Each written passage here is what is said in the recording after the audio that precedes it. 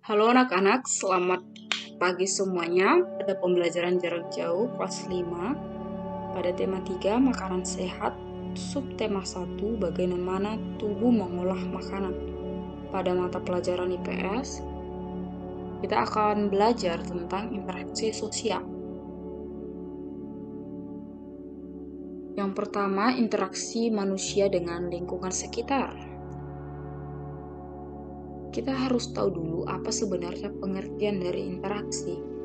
Jadi interaksi sosial adalah hubungan sosial yang terjadi antara satu individu dengan individu lain, individu dengan kelompok, dan kelompok dengan kelompok.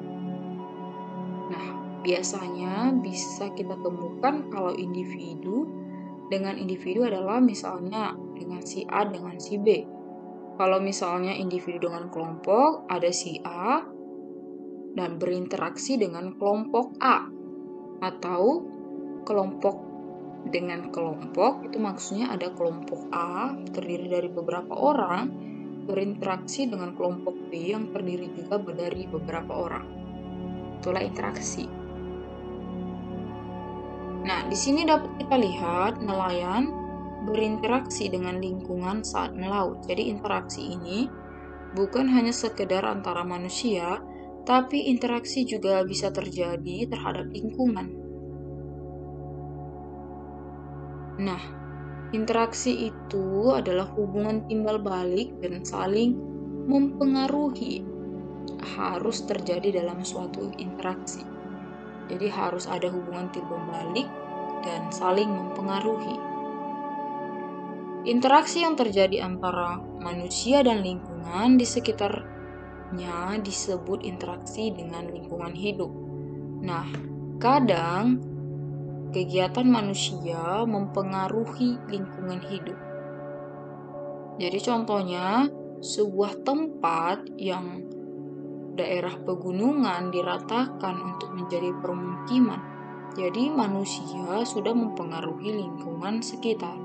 Nah, kalau misalnya lingkungan sekitar mempengaruhi aktivitas manusia, contohnya itu adalah di daerah pantai, maka manusianya pekerjaannya atau interaksi mereka berbeda dengan manusia yang berinteraksi di daerah pegunungan.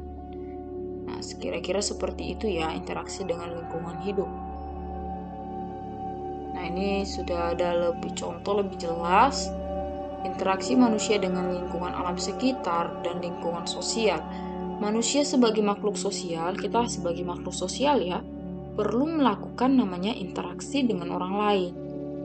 Jadi yang seperti tadi bisa interaksi kelompok dengan kelompok, individu dengan individu, atau kelompok dengan individu. Nah, pada proses ini, kelompok itu untuk memenuhi kebutuhan hidupnya. Jadi sebuah interaksi dilakukan untuk memenuhi kebutuhan hidup manusia tersebut. Jadi sebagai makhluk sosial, kita tidak bisa hidup sendiri, tapi kita adalah makhluk yang selalu membutuhkan orang lain. Setiap individu atau kelompok yang berinteraksi memiliki peran masing-masing, ya, ada perannya. Oleh karena itu, diperlukan persatuan melalui kerjasama pihak-pihak yang melakukan interaksi. Jadi, dalam sebuah interaksi diperlukan sebuah persatuan. Jadi, bukan hal-hal yang menyebabkan perpecahan, tapi sebuah persatuan. Nah, itu saja pembelajaran kita tentang interaksi sosial pada materi IPS hari ini. Semoga kamu dapat memahami apa itu interaksi sosial dan apa kegiatan-kegiatan yang merupakan interaksi.